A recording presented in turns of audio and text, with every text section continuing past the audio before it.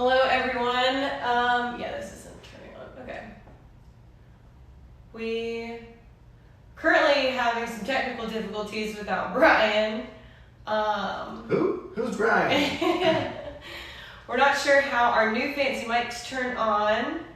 That's his one job, Brian Sheely, the third member of this podcast, who's not here today because guess what? He had real work.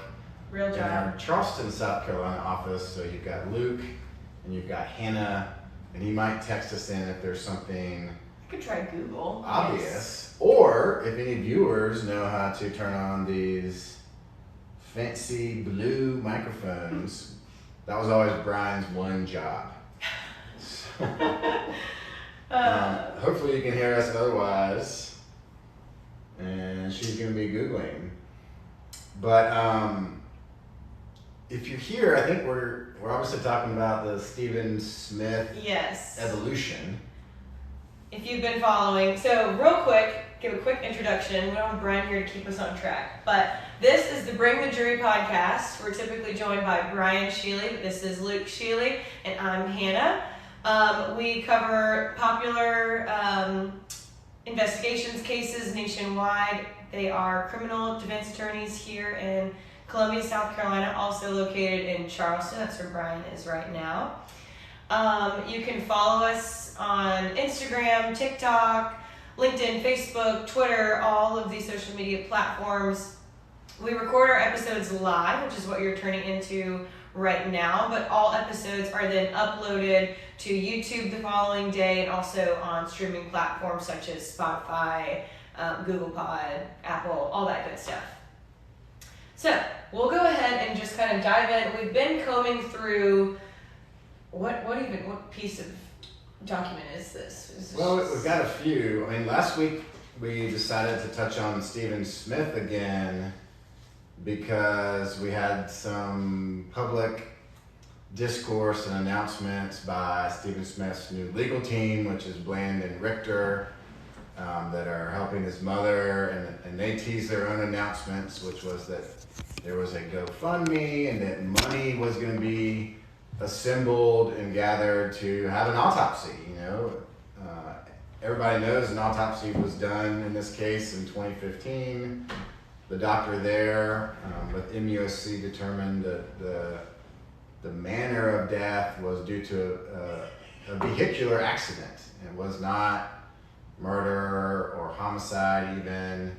And so that was kind of a cold case, and there was a lot of angst and consternation over the years, particularly from Mr. Smith's mother, who didn't feel like she could get justice because they didn't have any information about who might have hit Stephen, but there was just so much bubbling up on the surface that it was a murder, that there was no justice, and that this alleged crime was being covered up.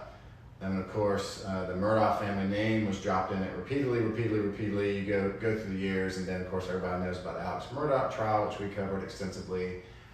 And there was a sense that in the aftermath of that maybe people would be more willing to come forward. That was Ms. Smith's publicly announced sentiment.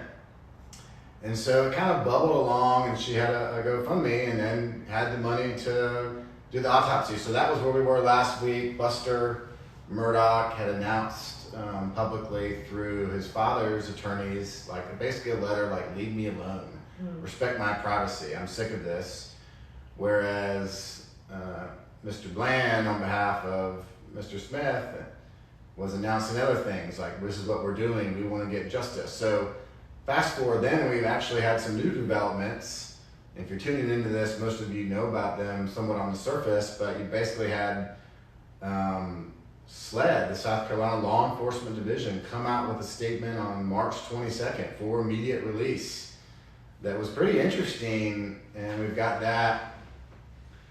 And it's interesting for a couple of reasons. The fact that they're publicly making a statement on an investigation that's almost 8 years old is quite interesting, but they're also kind of covering their butts a little bit, a little CYA from back then, because we did go through some of the publicly available records back then, and they're also kind of seizing the moment of this kind of political juice. And don't forget, SLED is a political entity. I mean, Mr. Keel there is appointed, and the Attorney General's office that prosecuted Mr. Murdaugh is elected, and so it's all there are political wins at stake where everybody wants to seem like they're doing the right thing on the side of justice, and so they are saying, look, we were not requested back in 2015 to investigate this death. Now that's interesting because if you look at it, they are very much involved and in conjunction, and I read a SLED crime scene investigation from that scene. I read how SLED agents were at the autopsy. So if you're not investigating it, I don't know what you're doing, but maybe they didn't feel it was official. They were just lending a hand, and perhaps they're saying, well, once the pathologist said it wasn't a gunshot wound or murder, then they kind of bowed out and allowed it to be a highway patrol case, because again, highway patrol investigates vehicle accidents. So, but this letter says we weren't investigating then. However, on June 23rd of 2021, we opened investigation, and it seemed to be based on things that were coming to light as part of the Alex Murdaugh investigation itself. And we assume that can only mean witnesses perhaps saying things, maybe being more inclined to come forward. The media, I think, had a big pull in that too, like the documentaries and like the Murdaugh Murders podcast. I know like covered a lot of that extensively, bringing a lot of this like to light. Like the public eye had some big pressure, I think.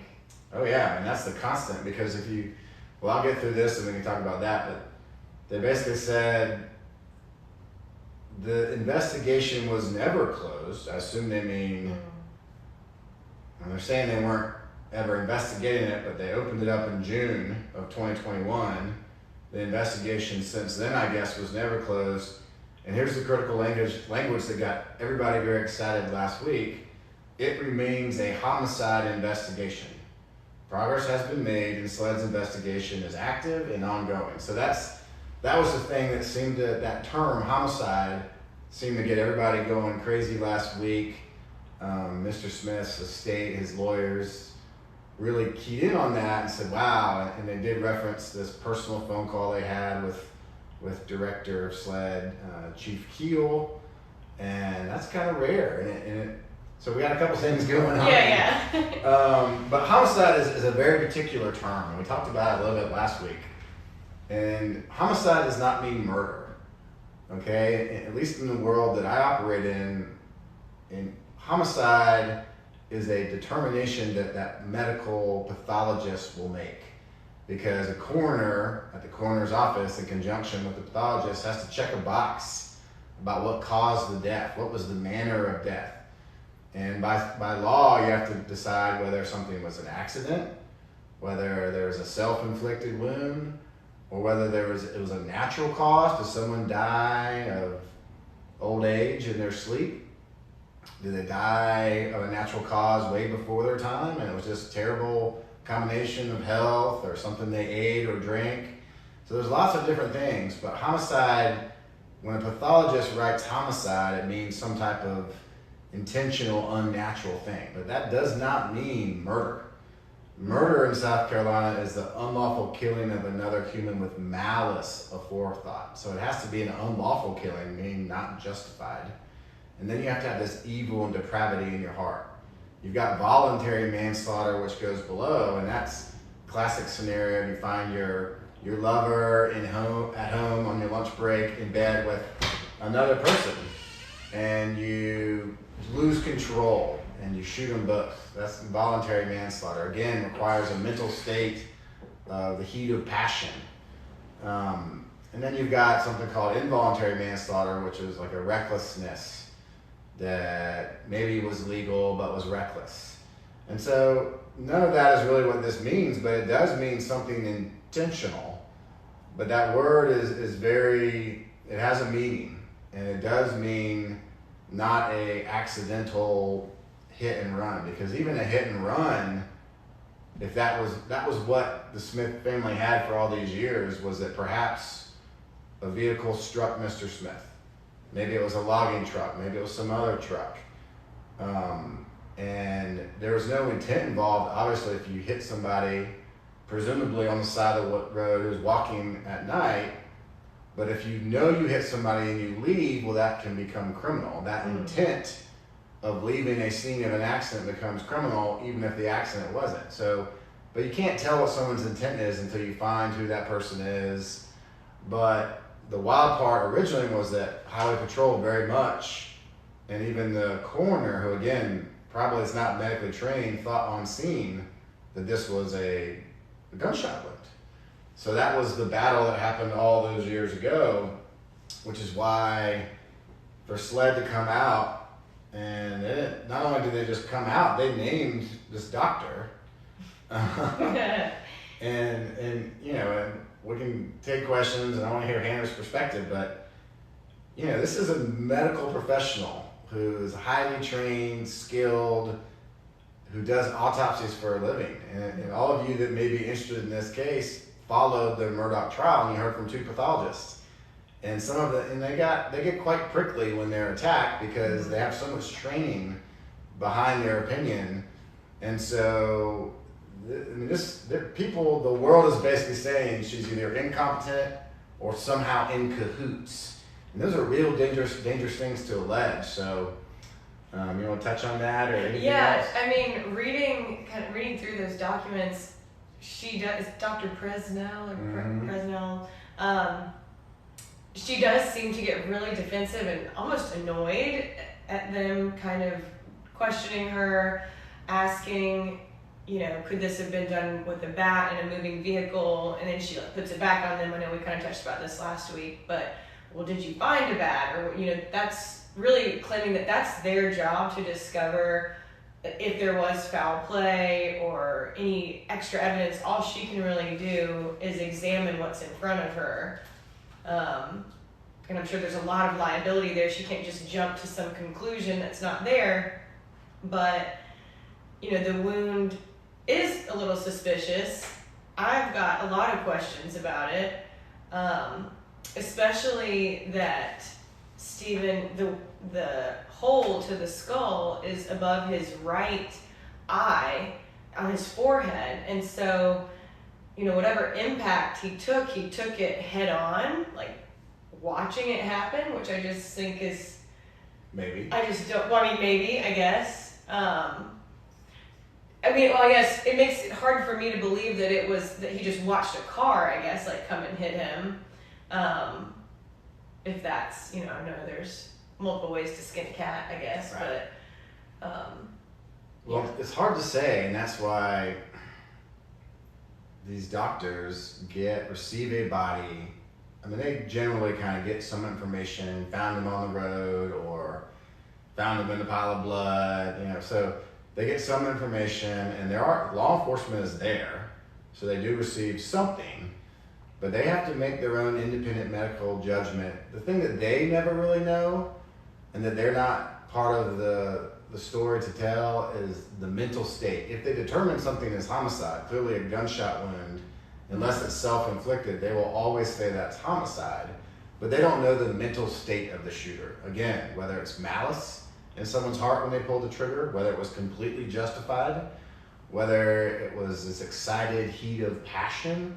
They don't have any dog in the fight on that. They just tell you what's their best guess. Sometimes it's just blunt force trauma, and because her opinion was because Mr. Smith was found on the road, it likely was a vehicle accident. So that really just put these personalities at odds between Highway Patrol and Dr. Presnell, and we've obtained, which lots of people have, just the full MATE report, which is a multidisciplinary accident investigation team. This is everything Highway Patrol did that was pursuant to a FOIA. And you can just see the fact that Investigator Proctor at the time is just not satisfied with this. He's having what he writes is a heated conversation. He notes the doctor's negative tone, that she was unhappy to even receive him because she was so busy, that in his words, she basically called him a liar and said that he had never spoken with the coroner of Washington. So it's just very loaded language here. And he's clearly frustrated. And he's writing this down knowing that this could be reviewed by anybody and everybody one day. And again, he's suggesting, well, could it be with a baseball bat? And she's like, I don't know. Did you find one? And he's saying, well, what if someone held a baseball bat? And she's saying, I guess anything's possible. So, she's really not trying to feed into any kind of theories other than what she's got. And again, we talked about it.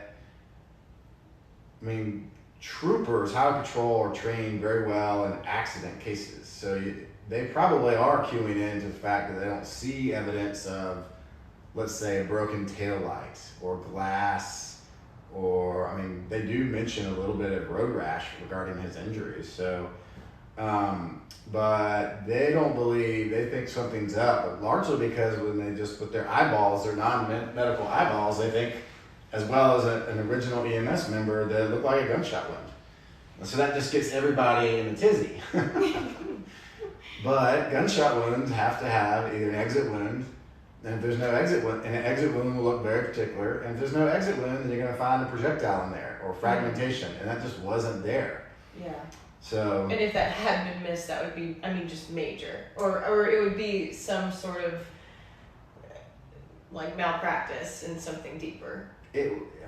What is being kind of thrown at Dr. Presnell's feet here through SLED and this whole litigation of this case is basically that she's entirely incompetent or somehow on the take and was influenced inappropriately by somebody prominent with power and money to make a determination that would avoid a criminal prosecution. So either one of those things are just devastating, career-ending, if they are true. But that's certainly what's being lodged. Mm-hmm.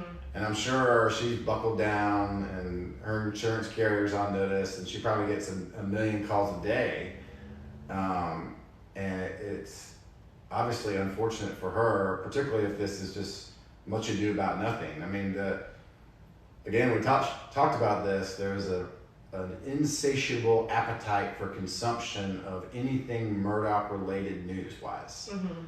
And we've looked through this report. It can be blinding. And the things that do mention Buster are essentially just the most unsubstantiated of rumors that they try to track down, and it just comes to nothing. But there's also fingers pointed at other folks. A name that I was unfamiliar with until I really read this was the adult, much older boyfriend of Mr. Smith at the time, a guy named Mark Brickhart, who we had never heard of. I had not heard of. He was in his 40s. He confirmed that they were dating, and that he gives a timeline the last time he had seen him. And there's just this remarkable exchange throughout this report about him giving kind of an inconsistent version, and then almost calling back, and he suspects foul play though. Yeah. It's kind of inconsistent, but he wants to let the cops know he suspects foul play, but he can't really say why. Then he gets a phone call. So he makes the police report for this, obscene, harassing phone call that he gets from people in the Cayman Islands, threatening to do to him what was done to his friend. And I don't think anything really else came of that. I don't know if they traced the phone call or... It's kind of bizarre. Just very bizarre. And maybe he is. Maybe rumors are going on and someone's threatening him. Or maybe he doth protest too much for any Shakespeare lovers. And he's trying to, again, embrace the fact that perhaps he's also a victim because he's in this gay relationship. And much like law enforcement accused Alec Murdaugh of doing, they said he tried to pretend he was a victim so that he could avoid his crime. So, but this was fascinating because he's all through this. Yeah. And doesn't really have a consistent timeline. That sounds familiar. Right. This is like, I'm reading you directly from Proctor's report. interviewing a male suspect in his 40s who's supposedly the boyfriend of the deceased. He believes there was foul play. But his story was inconsistent, and he was asked to take a polygraph by the mate team. He stated he would do so, but that has yet to be arranged. So he's inconsistent, which was basically until the financial crimes of Alex Murdaugh came into the trial against him, it was his inconsistency that put him, remember this term, the circle of the investigation. And per SLED, you're in the circle as a suspect until you get yourself out of it. So what put Alex Murdaugh in the circle was that this was his wife and his son. So you're in the circle because you always look to that immediate loved one. Well, here's the lover. Right. It's always the boyfriend or the husband or the, whatever. So here's the lover who's inconsistent, didn't take a polygraph or wasn't followed up on. So I guess if you're classically trained in law enforcement, has he gotten himself out of the circle? What was it that did get him out of the circle? It doesn't say in here. I don't know if he's got an alibi or anything else. Yeah. It just kind of disappears into the ether. I did some super sleuthing. Not proud about it, but I did. And he shortly moved right after all this happened. Out of state. Interesting. Very interesting, but we don't hear about it. And we're not sitting here to point the finger at Mr. Mark, if you're watching, we're right. not. But I do like to point out when I read this 90-page report, there's way more evidence to think about the lover, the older lover who is inconsistent versus random insinuation. There's about 3 different people put in here, right? Just very randomly, straight from the rumor mill. Yeah. And one of those is the name Buster Murdaugh, and but it's just Buster and his friend. Right. It's they tracked that down. Well, here's one. Is this the Bilo? They try to track down somebody that got in an argument at Bilo, and that just kind of didn't flesh out. Here's one that said a guy named Patrick Wilson told him that Sean Conley had struck and killed Stephen Smith. He goes to talk to him. His stepdad said that Randy Murdaugh told him to call. Well, what is that? Is it because Randy Murdaugh was a solicitor at the time, and if you call him, he just says call the lead investigator? Or is it something more sinister, such as he's trying to influence this somehow? I mean, it's hard to say. There was a rumor that a guy named Dontario Aiken had committed this crime with Buster. Mm-hmm. And so they go talk to Dontario Aiken. And he's the only one that they seem to do a formal audio interview. And he talks a lot about how he knew the victim, that he graduated from Wade Hampton High School. He played football. Mr. Smith was a trainer. Mm-hmm. And then they try to bring it, kind of blend it in with, well, how do you know any Murdaughs? And he's like, well, not really. I mean, he was like, I knew the sister. It's almost like he and Buster weren't in the same grade or something. And then I think they even go on to ask him if he's friends with Buster, and he's like, no, not really. I know of him. I know that he graduated with Steven, I guess, that year. Right. And then they were like, are you Facebook friends with him? And I think Dontario was like, I don't know. I'll have to just check my phone. So, I mean, I think it did turn out that he was, but, you're kind of friends with everybody you go to high school. Right. And he basically alibis himself and says, I do this job, I work hard, I go home, I stay at this hotel during the week. And so that turns to poof. I mean, we had August 7th of 2015. This was the real kind of just nothing. Angela Carroll. I contacted Angela Carroll in reference to Stephen Smith's death. Information obtained from Stephanie Smith states that a boy named Brendan asked if Stephen and Buster had ever had any type of relationship. So when they talk to Brendan, they do talk to Brendan. And he just says, look, that's just what I heard. It's just pure rumor. just pure rumor. And so you have to commend them. They have to check down a lead. But for all the momentum this case has gathered, with clearly one public target in mind, right, it's really kind of unsettling. And I represent people, not on criminal cases necessarily, but on personal injury cases, who have had loved ones that have died in accidents that are really unexplained. And we'll take the case and we'll try to investigate and see if we can find that person. Because when someone's dead, there's two types of justice.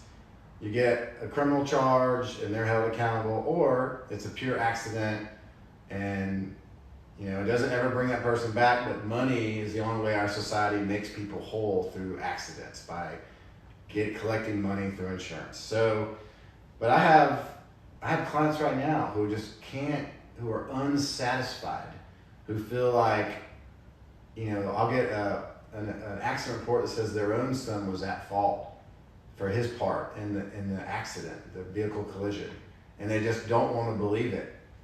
And I try to find another answer. Sometimes I can, and sometimes I can't. And no one should have to lose their family member, but it can drag you. And also, sometimes those are very tough questions that law enforcement has to have with the family.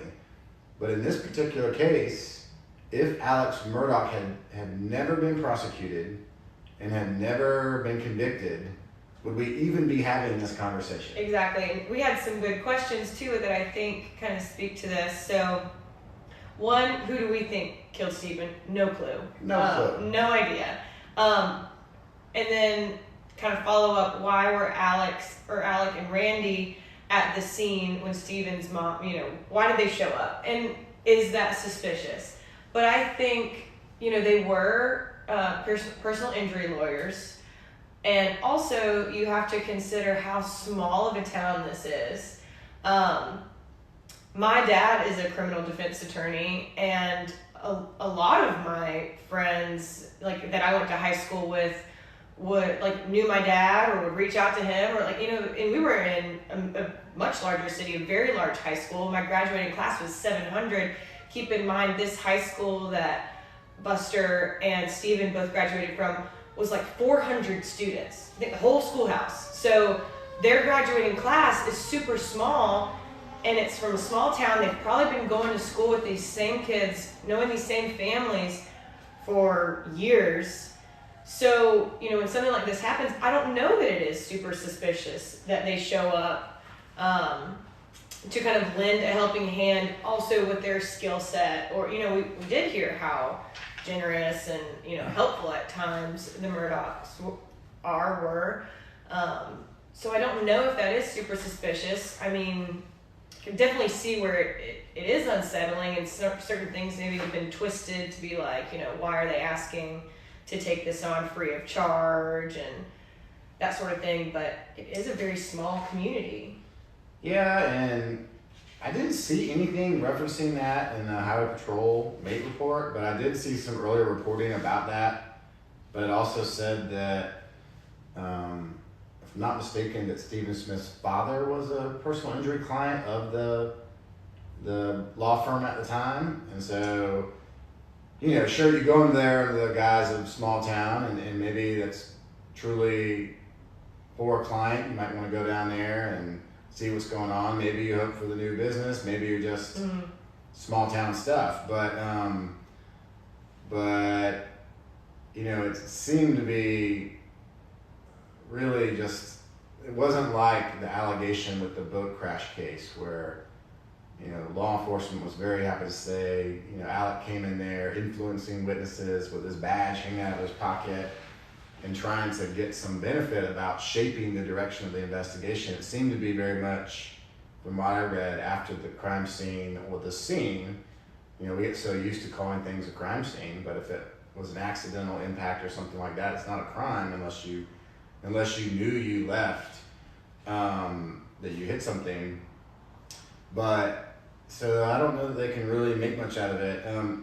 I did come across a letter as well that Mrs. Smith wrote to FBI headquarters back in 2016. Did you ever read that? I don't think I got to this part. And, it's a real cry for help. And this is basically when nothing's happening. And she goes out on a limb and basically directly accuses the Murdochs of basically being involved in a nefarious way, that she's alleging that she needs help because local authorities can't do anything with the powerful family. And I don't know where, I see all of her calls to law enforcement in this log, all throughout this time. And other than just the rumor, I don't know where she gets a lot of this, because I would think that Highway Patrol would put it in here, but she's talking about calls coming from Solicitor Randy Murdoch offering to help, him being a kind of liaison. And again, this is, what they would call, this is the former solicitor, Alex's dad, and that he kind of was, they were acting surprised, and why would he even call? And then he stopped returning calls, so they kind of cast some suspicion on that. And they were approached multiple times by peers telling her that the nephews she puts, were responsible. And so, of course, we're getting here to bust her. But if you're going by this police Highway Patrol mate report, it's just, you get that call, but they track it down. It's just like there's nothing to it. So she's writing the FBI about that very thing. And just talking about being approached by just random people. And just talking about the officer's belief that it was a back beating, really. She kind of doesn't really talk about a gunshot. And she's, again, specifically saying, she's putting it after Buster on this letter, saying, hey, he sold his vehicle. We think that's suspicious. We need his vehicle because his vehicle could be a crime scene. And it's really the type of stuff that just goes out there. And, so it goes on, but they outright say, we believe Solicitor Murdaugh's influence extends to the pathologist, Dr. Aaron Presnell of MUSC. That's a bold accusation. Yes. And so she wrote in a letter to the FBI, and she's distraught, and she's grieving, and she's looking for answers. But, that is something. And she just basically describes how the lead Highway Patrol investigator, Todd Proctor, she kind of references his feelings about the pathologist. So she just kind of goes through it and pleads for help from the FBI because she thinks that this is all being swept under the rug by powerful influences. But I just find it so hard to connect for her, not like saying, but to connect those dots with the information that was presented at the time. Like, there are just so many other situations and reports that seem more likely, just of all of the reports, for that to be kind of what she's like so dead set on. Maybe she knows more than what's been released. And I see that that's, we could talk that into the ground, but it's just, from my perspective, you've got a lot of grief, and grief is always looking for somewhere to end. Yeah. Someone that needs to be held responsible. And again, there's only two ways to do that. You either find evidence of criminal action and get that person charged, or you figure out who did something recklessly, negligently, and try to hold them responsible through money. In this case, I'm very curious. You've got public statements about whenever this new autopsy occurs, SLED basically being there, observing, but they acted like they don't really need it to continue their investigation. They believe it's homicide, and that's interesting considering the pathologist's original opinion. But if the new pathologist says something different and says, well, I can see that this is in fact a bullet hole, or this is in fact clearly, something, a baseball bat, or not consistent with a vehicle collision because it's only a small portion of the head and not the rest of the body being injured. then it's really kind of game on. But it's already game on in terms of an appetite by lawyers and by law enforcement to find someone to blame, hold accountable, persecute.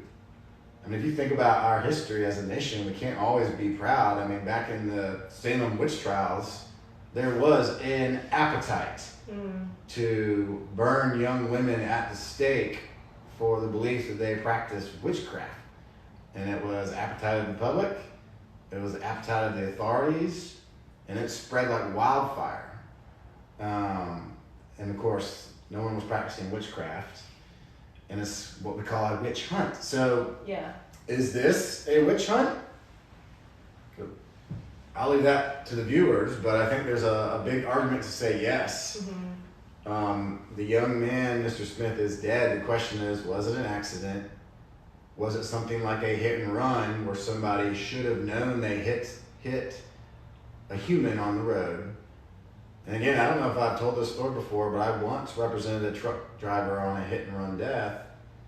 I think I've told this story, but he was pulling a U-turn at night with a heavily laden trailer, and so he was doing a tight U-turn where it was so tight that his whole truck is just vibrating as he turns very sharply, and somebody plowed into his back rear tires on his totally full, heavy truck. He didn't know he was hit. He just keeps driving after that turn, goes about a quarter mile, and sees his back tire is on fire. And he immediately calls 911 and says, "Oh my gosh, I think I hit somebody, or someone hit me. I'm going back." And so he goes back. He's the first on the scene, and highway patrol arrives, and the guy's dead. And he was charged with hit and run, death, which is the most serious hit and run crime in South Carolina. And we ended up winning the case because it was I called it a hit and return. It wasn't a hit and run, because that's what's criminal. It's not criminal. He was guilty of making an unlawful U-turn. And ultimately his trucking company would have to pay a bunch of money to that guy, and his family. But the criminal part of it wasn't there because he returned as soon as he realized it. So the question is, if this is a vehicular case where somebody hit him because he was walking at night, I mean, how do you determine whether there's a criminal element to it, whether someone knew they hit? I mean, in this MAPE report, they talk about exploring a logging company that was close by on that road, just to see if maybe one of those logging trucks, if there's any evidence they could find, had hit. And they really couldn't find that. But I've got a case right now where a logging truck on video had this huge branch that would be easily enough to kill a man if you were driving by. In my case, it knocked the side mirror off my guy's vehicle as it passed, and the trucker never knew about it.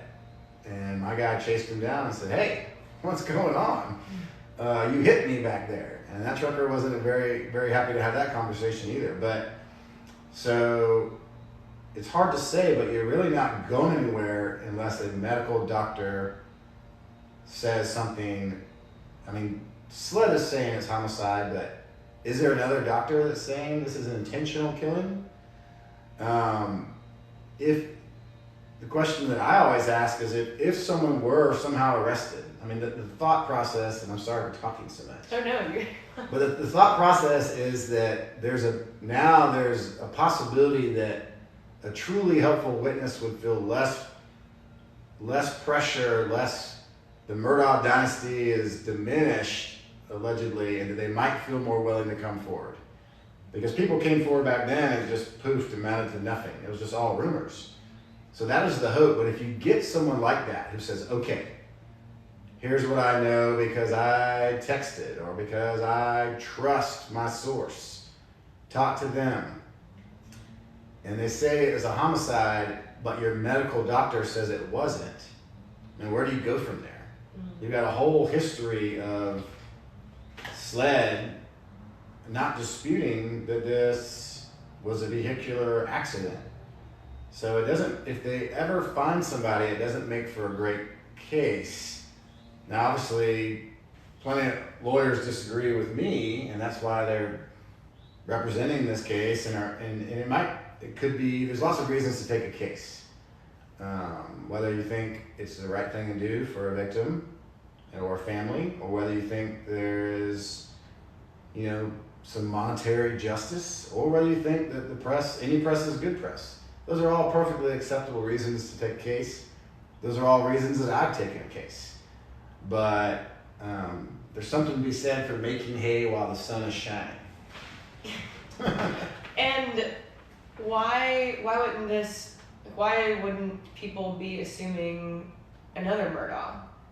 I just feel like since Buster's left, it's like, let's go for Buster. I don't know, I just find it so hard to believe that he would have been 19 at the time, a teenager, would have successfully staged murder, cover up, all of that, until, now 7-8 years later, finally being investigated again. I just find that hard to believe that that would have been successful. Call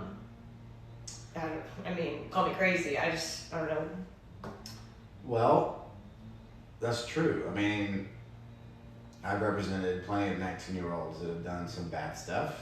I've also represented plenty of 19-year-olds that have done some reckless, youthful stuff.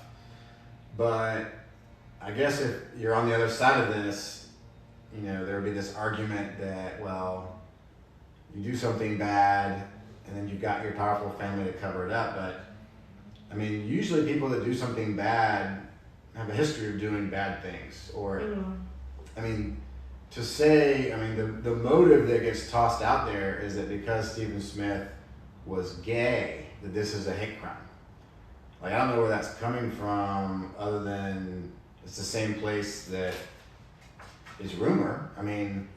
It's an assumption that this is, I don't think Hampton County is that different in 2015 than it is now. The way it's referenced in the news is like, oh, back then it would have not been acceptable to be an out gay young man. You'd get beaten by a bat for it. No, maybe, but nothing has changed between 2015 and now. It's not like now you're free to be, and so it's just strange to act like, oh, back then this must be a hate crime. Well, if a truck hit Mr. Smith on the side of the road because he was out of gas and walking, that's not a hate crime. But you just have to have something to substantiate that motive. Now, that would be an acceptable motive if you can find somebody to hold accountable. Sure, there are plenty of bigots out there that do things for hateful reasons, whether it's race or any other reason to be a bigot. But so it would be anywhere in the South, it could be anywhere in the North, but just give it to us, prove it, don't allege it, because otherwise, you are really defaming somebody. And that's why Buster put out that statement last week, I believe it was. So, I'm surprised that he hasn't mentioned that before with Netflix and HBO, because they do mention his name in relation to Stephen Smith as well. And maybe there's something there. Right. People in passion, often gets people killed. Whether it's domestic. I signed up a new domestic client today that, just has such a hard thing going, and it's due to a relationship. But so, again, at least per what we heard from law enforcement in the Alec Murdaugh trial, I'd be very curious how the boyfriend got himself out of the circle of suspicion. Yeah. Because that's who you look at.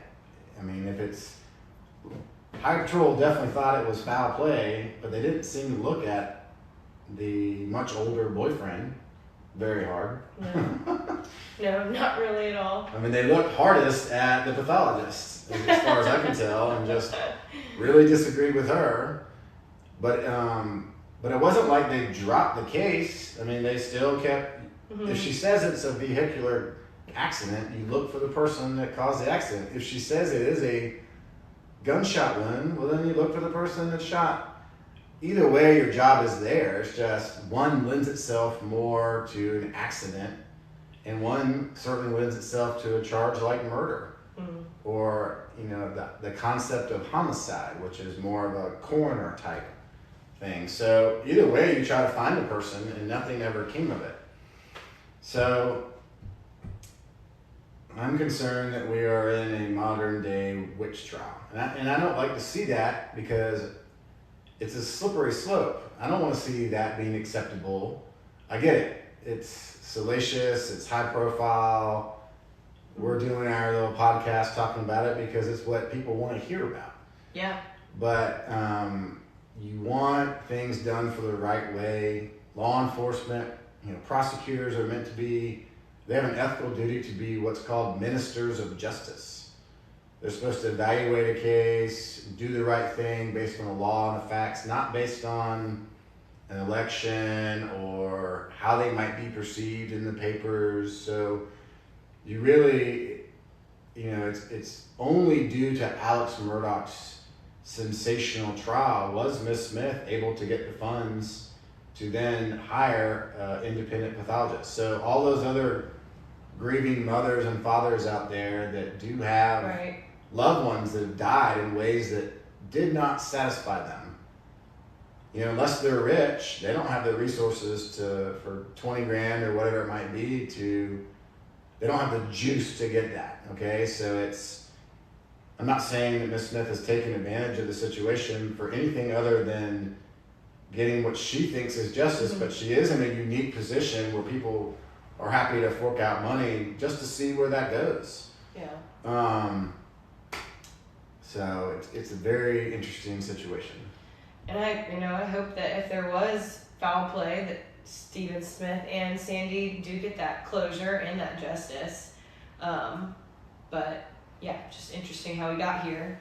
And at the expense of somebody that, we don't really have any information yet, or any evidence that really puts Buster there, or so I'm all for Stephen Smith getting justice and this case getting more attention since it's deemed unsolved.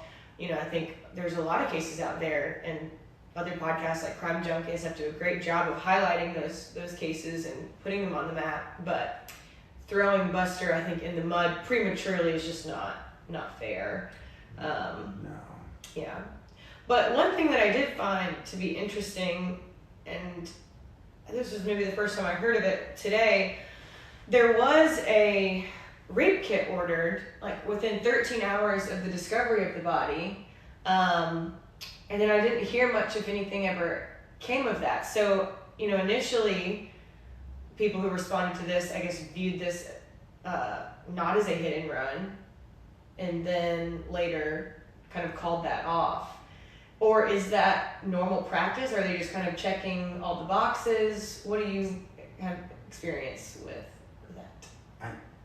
I usually see that in actual sexual assault allegations, but I think probably because this was they didn't have a clue to who. I mean, clearly Highway Patrol and local law enforcement didn't think it was a vehicle case. Mm-hmm.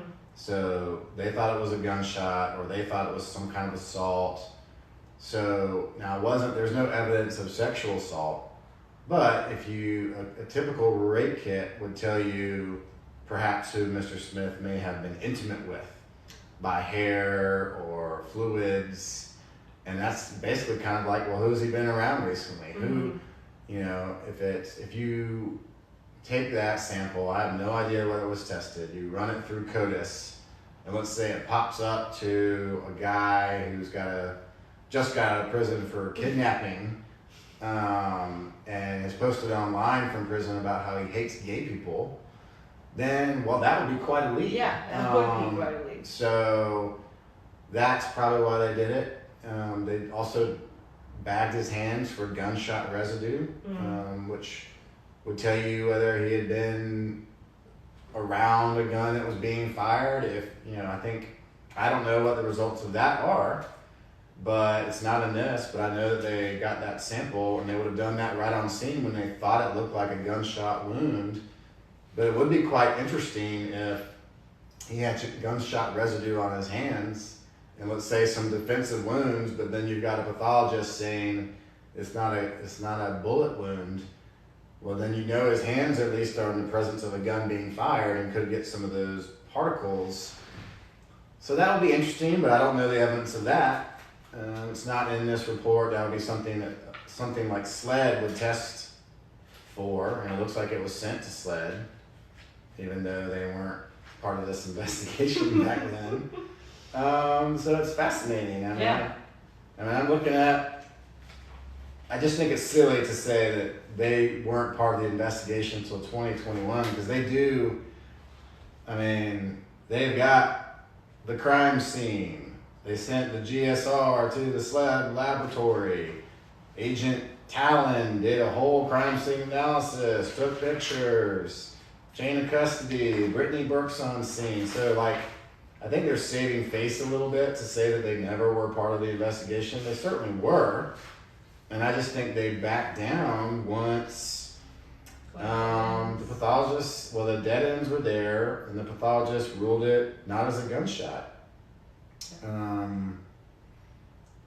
Also, part of the, I found it interesting that part of the crime scene, when they went back to the car, they found footwear impressions in the dirt around the driver's door that were basically consistent with the shoes he was wearing. So they didn't find any other easily identifiable foot imprints to show that maybe he had been abducted from his car, or that someone had moved the car. This is a car that the doors were locked and it would not start for officers. The key was in his pocket. There's really no leads there at all that are consistent with anything else. But SLED was definitely investigating. So I don't know what to tell you about that, other than they were. Lots of unanswered questions, rumors of Key West fishing trips, and God knows what else. But all of that will have to wait until next week. If y'all have any questions about this case, feel free to comment on some of our videos. We take a look at those to see any listener questions, or just any information that you have kind of found. We've also been covering the Idaho 4 briefly. We did one episode on that. We'll definitely be diving deeper into that as that trial approaches, I believe, in June. If you have any other cases that you're interested in, I saw somebody mention the Gwyneth Paltrow trial that's going on with the skiing incident. That may be a quick little blurb. But yeah, if there's anything else that you guys are interested in or want to learn more about, feel free to let us know. Send us a message, comment on the videos, however you want to get in touch with us. But that'll be it for tonight I guess this was part 2 of our Stephen Smith coverage. Tune in next week, again, Monday night. Brian will hopefully be here to join us. And if you liked it better without Brian, just let us know. Yeah. If you want more Hannah, if you would like me to drop out and just have Hannah, we can do it that way too. Please don't do that. I don't know what I'm talking about. Alex Baldwin trial. I don't know about that. Oh, that's interesting. The gun that was loaded. Set, yeah. We might have to cover that. That's fascinating. That is. He did get charged with involuntary manslaughter. Oh gosh. We might have to take a look at that. Okay. Maybe we'll do like a Gwyneth and Alec collab podcast. That'd be really interesting. Enjoy listening to y'all. Thank you so much, Smiley D84. We appreciate it. Catch us next week. Feel free to like, subscribe. If you missed any part of this episode, the full episode will be posted to YouTube tomorrow, as well as just the audio to Spotify and anywhere that you get your podcasts. So, thank you guys so much, and we'll see y'all next time. Thanks, guys.